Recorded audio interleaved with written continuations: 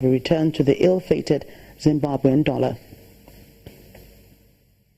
The police are investigating whether an attack on Ohio State University, which left 11 people injured, was an act of terror.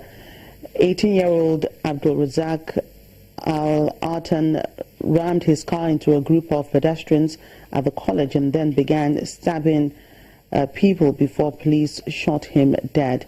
The student's motive is still unknown, but officials say terrorism is a possibility. However, Artan was not previously known to the authorities. Conflicting reports have begun to emerge surrounding Artan's character. Well, King Charles Mumbere, a monarch in western Uganda, has been charged with murder and remanded in custody until 13th of December. He arrived at the Chief Magistrate Court in Jinja in eastern Uganda in the afternoon. King Mumbere is accused of supporting an armed group seeking to create a new state. His officials have denied the allegations. Uganda's police says 25 more bodies had been recovered after the weekend fighting in Rwenzuru Kingdom in western part of the country, bringing the total death toll to 87.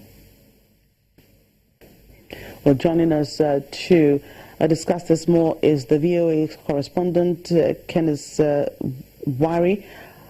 He joins us live. Tell us more about the King Charles Mumbere and why this violence is linked to him. Mumbere is the leader of the Bakonzo family that is in Rwenzuru region and the border of Uganda and the Democratic Republic of Congo in the district of Kasese. He's a king who has served since 2010 when he was enthroned on that seat by President Yoweri Museveni. He's into this violence because traditionally he's in charge of his people in that area where the group calling itself Chirumira Mutima, meaning we are not satisfied with the current leadership on the ground, that the government believes that he's in control of these people, mostly the guards, his personal guards, in whom the police and Uganda Police Defense Forces accuse of plotting the violence in the region that has left about 100 people dead, including 16 police officers and several soldiers injured. So the government believes that these guards are in direct control and in command of King Wesley Mumbere. Therefore, he carries the biggest responsibility of the attacks in the region. There was a TV presenter allegedly involved in this. Tell us more about that. Why was she arrested? I haven't got your question. I said that the TV presenter that was arrested, allegedly involved in this as well. Yes, the TV reporter by the name Joy Doreen Bira is a Kenyan journalist born in Uganda, previously worked in Uganda for local television station before moving to Kenya Television Network. Now, she was in the area after her traditional wedding, so to say she was on a honeymoon after the first day. But the area where she was, she could easily see the king's kingdom, the kingdom of the Rwenzururu. So when violence started, police and the soldiers ensured that all journalists were restricted access to the direct front of the soldiers in command and the policemen in operation to the kingdom.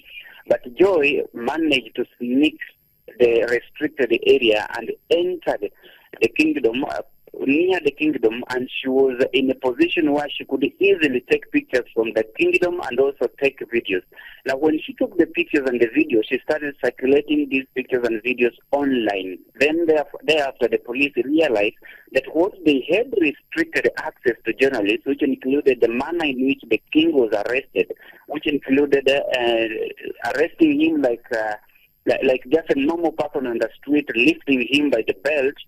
Then police were, I think they were annoyed. It looked like it was a mockery the way the king was handled. So the policeman rushed quickly to look for her, and she was arrested in the room where she was with her fiancé, so to say, the husband. She was detained, and it went viral on the media. Everybody calling for the release of Joy Bira. And after a while, the local management of NBS, where she worked previously, also tried to intervene with a promise from Uganda Police spokesperson, Assistant Inspector General of Police, Andrew Felix Kawesi, that she will be released. And after trying to look through, trying to inspect where she was staying, inspecting her people, they reached a conclusion and she was released on bail, on police bond. I mean, the police bond reads that she was trying to abate terrorism. She was abating terrorism by entering restricted area and using equipment which are not allowed, and by the time the police alleged she was taking such pictures, she was not on duty and she was not performing as a journalist. So they suspected that she was maybe conniving with the people of her local area into terrorism activity, as police calls it. But for now, she's out. There seems to be so much controversy surrounding all this. But what needs to be done to bring peace back to the area and the country?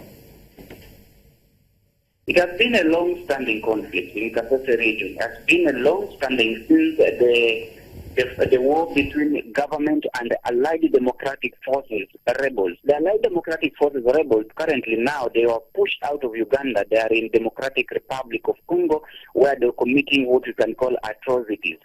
So the area to government is somehow volatile. And in February election, it voted over to opposition. So it is an area which is out of government hands. It is controlled by the opposition. So what can be done now maybe is it needs dialogue in the area. And these people also have what they call pressing issues, matters to do with land, lifestyle, poverty, and many other things which they feel the government has ignored them. So maybe the government has to listen to them and work towards achieving what these people want.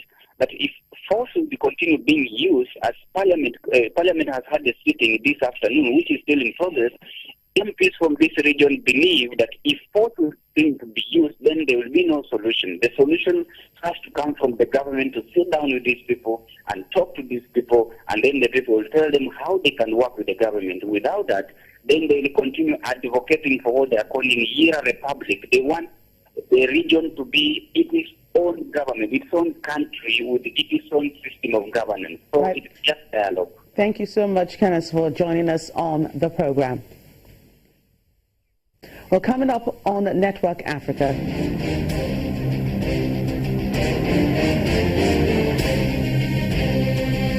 Ghana cybercrime flourishes where jobs remain scarce. Please join us again.